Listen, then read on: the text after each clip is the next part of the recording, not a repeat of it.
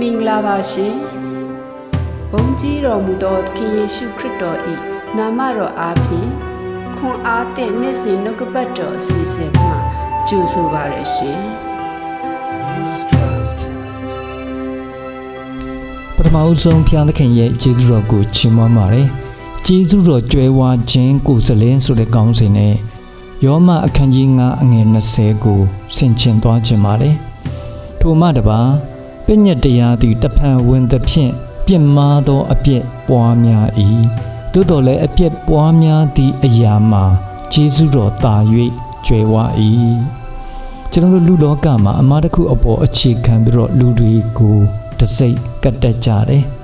ဝမ်းနည်းစရာကောင်းတာကလူလောကယဉ်ကျေးမှုတွေမှာပြစ်မှားမှုတွေနဲ့ပတ်သက်ပြီးတော့လူတွေကိုပြစ်တင်စီရင်ခြင်းပြုနေတယ်လို့မျိုးပဲအသင်းတော်အတိုင်းအဝိုင်းမှာလုပ်နေကြခြင်းပဲဖြစ်တယ်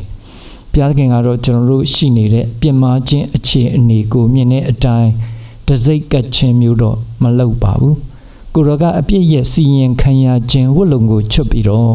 ကေတင်ခြင်းအဝတ်တစားနဲ့ဖုံးအုပ်တော်မူတဲ့အကြောင်းကိုဟေရှာယအခန်းကြီး61အငယ်10မှာထာဝရဘုရားကြောင့်ငါသည်အလွန်ဝမ်းမြောက်၍ငါ၏ဘုရားသခင်ကြောင့်ငါဝိညာဉ်သည်ရှင်လန်းမည်အကြောင်းမူကားမင်္ဂလာဆောင်လူလင်သည်ပေါင်းတရဖူကိုဆောင်းတကဲ့သို့၎င်းမင်္ဂလာဆောင်တို့သမီးသည်တစားဆင်တကဲ့သို့၎င်းကဲတင်ခြင်းအဝတ်တစားနှင့်ငါကိုဝစ်စင်စေ၍ပြောင်းမတ်ခြင်းဝတ်လုံနှင့်ခြုံတော်မူပြီလို့ပြောထားပါတယ်ကျွန်တော်တို့ရဲ့အပြစ်တွေအတွက်ခရစ်တော်ကလောဝါကတိုင်မှာကိုစားအသေးခံပေးခြင်းကစပြီးတော့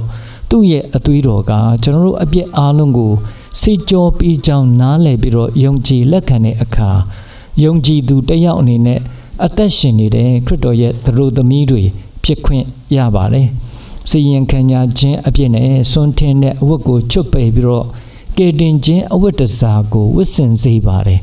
ဓမ္မဟောင်းမှာဘုရားသခင်ရဲ့စကားကိုနားမထောင်လို့အပြစ်သားဖြစ်သွားခဲ့တဲ့အာဒံနဲ့ဧဝဟာသူတို့ရဲ့ရှက်ကြောက်စရာတွေကိုတိတ်ရွက်တွေအားဖြင့်ကြိုးစားကာကွယ်ခဲ့တယ်ဒါကခဏတာသာလုံခြုံမှဖြစ်ပေမဲ့ထာဝရလုံခြုံမှုကိုမပေးနိုင်ပါဘူးအဲ့ဒီနေရာမှာဘုရားသခင်ကထာဝရလုံခြုံမှုကိုပေးနိုင်မဲ့တရေဝတ်လုံကိုပြင်ဆင်ပေးခဲ့ပါတယ်ဒါကတော့သခင်ကတော်ယေရှုကိုကြိုတင်ပြီးတော့မှပုံဆောင်ဖော်ပြထားခြင်းလည်းဖြစ်တယ်သခင်ယေရှုကတော်အားဖြင့်ထာဝရလုံခြုံမှုကိုပေးမဲ့အကြောင်းကိုအဲ့ဒီကလေးကကျွန်တော်တို့ကိုသိစေခဲ့တာဖြစ်ပြီးတော့အခုကျွန်တော်တို့သခင်ယေရှုကတော်ကိုယုံကြည်ခြင်းအားဖြင့်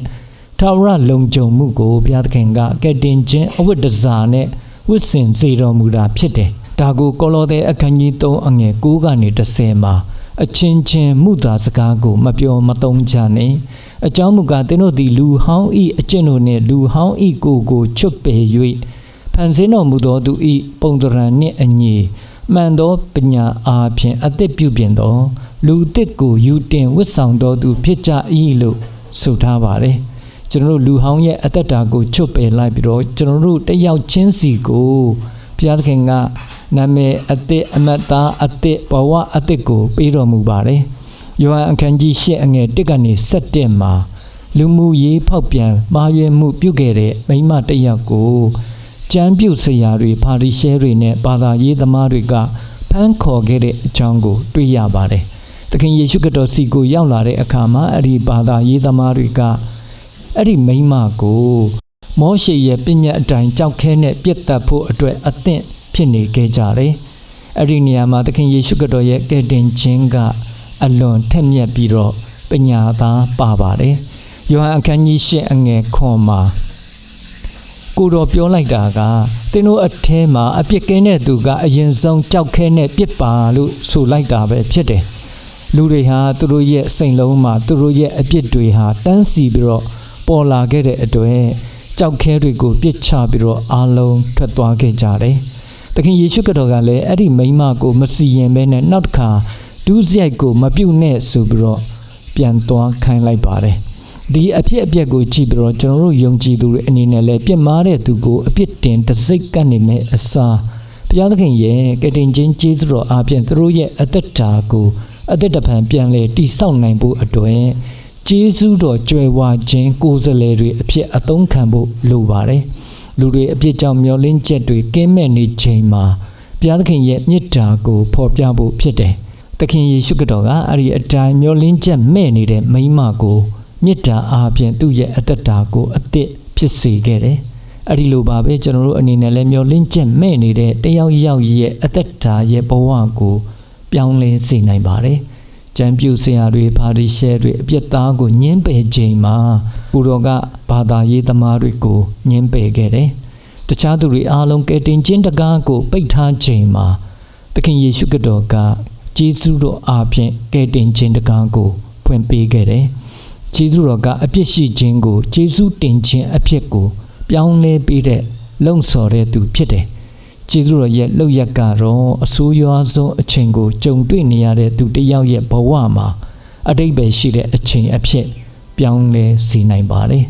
ကျွန်တော်တို့ဟာလည်းပဲဘုရားသခင်ရဲ့ကျေးဇူးတော်ကိုစိတ်လုံးထဲမှာခံစားနေရတဲ့သူဖြစ်မယ်ဆိုရင်ကျွန်တော်တို့အနေနဲ့လည်းကျေးဇူးတော်ရဲ့ကိုယ်စားလှယ်တွေဖြစ်နိုင်ပါတယ်။ကျမ်းစာဆင်ခြင်ခဲ့သူအလုံးကျေးဇူးတော်ကြွယ်ဝခြင်းရဲ့ကိုယ်စားလှယ်တွေအဖြစ်ဘုရားသခင်ကအသုံးပြုနေပါစေ။အာမင်။